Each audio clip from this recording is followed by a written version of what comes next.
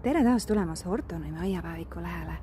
Nüüd, kui ma ise olen aia endale mugavaks teinud, on kindlasti vaja endale meelde tuletada, et see peab olema turvaline ja mugav ka meie aia lindudele ja putukatele. Ja siin ma proovisin ühte kohta, et kas nad võtavad selle omaks ja nüüd on nad selle koha omaks võtnud, et vesi on siin mõnusasti iga päev mustaks läinud. Ja miks ta on selline laperdav sellel postamendil, mis on umbes meetri kõrgune, on sellepärast, et kui nüüd mõni kiisu peaks siia otsa rüppama samal ajal, kui linnud on siin, siis kogu see kupatus kukub ümber ja lind jõuab ära lennata. Nii et siin on vaja seda vett hoida puhtana tegelikult iga päev.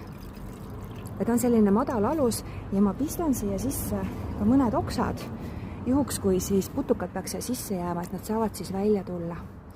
Et vaata ka sina oma aias üle, et su aialindudel, kes sul lehe täisi hävitavad, et ka neil oleks joomise pesemiskoht olemas.